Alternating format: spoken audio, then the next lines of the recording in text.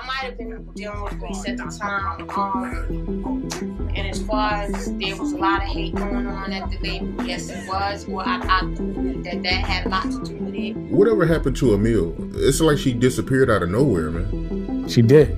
You know, after we dropped her, she didn't do anything else. To that point, but then if you go there, you know what I'm saying, you know they really ain't gonna you. No matter which way you go, they're not gonna you. So it's like a no-win situation. At 24, Amil was supposed to be Rockefeller's first lady, a rising star next to Jay-Z. But just as fast as she blew up, she disappeared. What happened to him? I don't know, man. Amil, she just disappeared, man. Like, one day Hov just say, oh, you'll never see her again, and I never did. For years, nobody knew why. Rumors swirled. She was dropped. She was difficult. She had a fallout with Jay. Some even whispered about a secret relationship that turned sour. So then the rumor came about that I was pregnant. Okay. But I wasn't pregnant at the time. Insiders claim she didn't walk away. She was pushed out, ghosted, cut off. One thing about Jay is just cut and dry. Yay, nay. There's no in-betweens with Hov. No in-betweens. Not like, yo, we may be going to do that. We possibly thinking about this. The very people who put her on made sure she couldn't come back. What actually they did to her? Let's get into it. Amil had a hard childhood. Her parents left her when she was very young. They didn't take care of her or show her love. She didn't understand why they left, and it made her feel sad and unwanted. Her aunt stepped in and raised her. The aunt gave her food, clothes, and a place to live. But deep down, Amil still felt hurt. She always wondered why her parents didn't love her. Because of that, she had trouble trusting people. She was scared others would leave her too, just like her parents did. Making friends was hard because she didn't want to be hurt again. It seems like you hurt some feelings up there by leaving. I didn't leave. Niggas started excluding me from what the fuck am I going to? When Amil turned 19, she found out she was going to have a baby. Her boyfriend, Kendall Morgan, was the father. She wasn't ready to be a mom, but she had no choice. She had to take care of her baby. Life got even harder. She had to grow up fast and learn how to be responsible.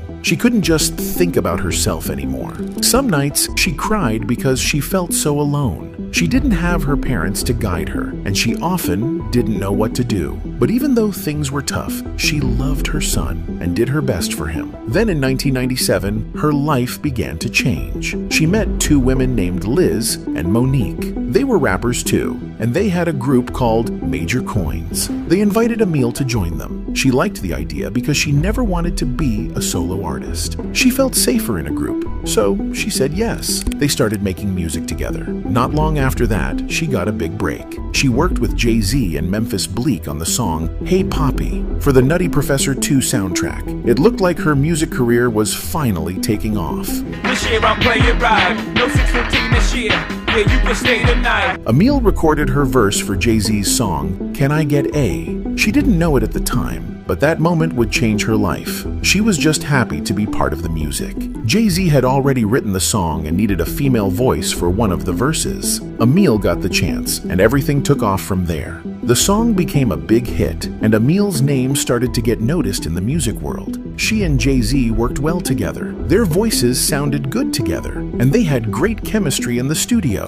Amil felt that Jay-Z respected her talent. He liked the way she wrote and the sound of her voice. But for her, it was always just a working relationship. Nothing more than that. Even though her career was moving fast, Amil didn't feel fully ready. She wasn't mentally prepared for the music industry and all the pressure that came with it. Everything started moving too fast for Amil, and she didn't really know what she wanted. While other artists were focused on becoming big stars, she wasn't sure if that life was right for her. She didn't like traveling, and she didn't enjoy going to parties or clubs. She wasn't doing all the things that most rappers did to stay in the spotlight. At first, things were going well with Jay-Z. She worked closely with him and was featured on some of his biggest songs. People started seeing her as one of his proteges. She even went on tour with him and performed on stage. But things changed after she released her first album, All Money Is Legal. The album didn't do well, and after that, her relationship with Jay-Z seemed different. He began to distance himself from her.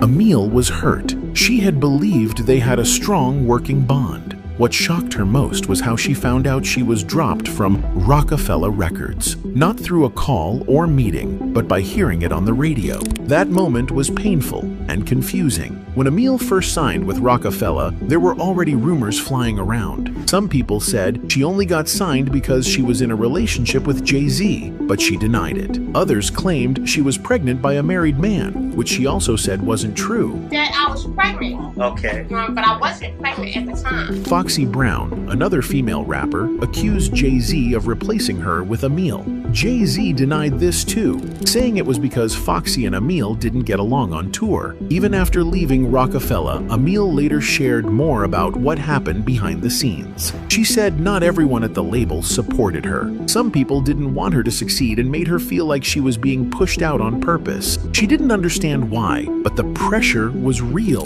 There were also new rumors about her personal life. Some said she was in a relationship with rapper Killah Priest, and that Rockefeller dropped her because of it. But Amil said that wasn't true either. She believed her personal life should have had nothing to do with her music career. Another rumor that spread was that Amil was pregnant. She wasn't, but somehow people started talking about it. Amil felt like the label used that rumor as an excuse to drop her. She had worked hard to be a part of Rockefeller, but it seemed like they were just looking for reasons to push her out. Amil says in an interview with Billboard, it all took off from there. He was looking for a female to say the verse, and that's where I came in at. Before her album even came out, Amil had already worked with some big names in the music industry. She appeared on songs with Mariah Carey, Jermaine Dupri, Tamar Braxton, and Funkmaster Flex. She also worked on several of Jay-Z's songs like What, Jigga Who, Originators 99, Do It Again, Put Your Hands Up, and Hey Papi. Jay-Z wrote Amil's verses for many of their collaborations. Amil later said working with him felt natural and smooth. She once said that Jay-Z basically handed her a career. She went from having nothing to living a glamorous life, wearing diamonds and being part of the music scene. Her album, All Money Is Legal, was recorded in both New York City and Los Angeles. Jay-Z and Damon Dash were the executive producers. That same year, Rockefeller released albums from other artists too, like Memphis Bleek and Beanie Siegel. Amil had co-writing credits on every song on her album. Jay-Z believed she had real songwriting talent, but Amil wanted to prove she was more than just someone he helped. She wanted people to see her as her own artist. Amil also said she didn't want to make music with themes and was planning to stop using profanity in her songs. Jay-Z was featured on 3 songs on her album. One of them was Heard It All, where they rapped about trying to fool each other for money. Another track, That's Right, happened because Jay-Z heard the beat and liked it. His last feature was on For de Femme, which also included Memphis Bleek and Beanie Siegel. In that song, Jay-Z mentioned expecting a child, which led to a lot of talk, especially since he wasn't known for being in a serious relationship at the time. After Amil's album was released, she was quickly removed from Rockefeller. People in the industry began spreading different reasons for why she was dropped. Some said she had personal issues with Jay-Z. Another thing that made Amil feel uncomfortable was how the label treated her after she gained a little weight. She noticed people started acting differently toward her. It felt like they only wanted her around if she looked a certain way. Yeah, I got up to a little 135 pounds, if you want to call that big. Okay, yeah, I got there. Oh, so they even said that because you even heard because you gained some weight? Yeah. When Amil no longer fit the image the label wanted, they began to ignore her. This made her feel hurt because she wanted to be respected for her talent, not just her looks. It was painful to see how quickly people changed once she didn't fit the industry standard. I wasn't there mentally, Amil says. I was in my own world. Was I prepared? No.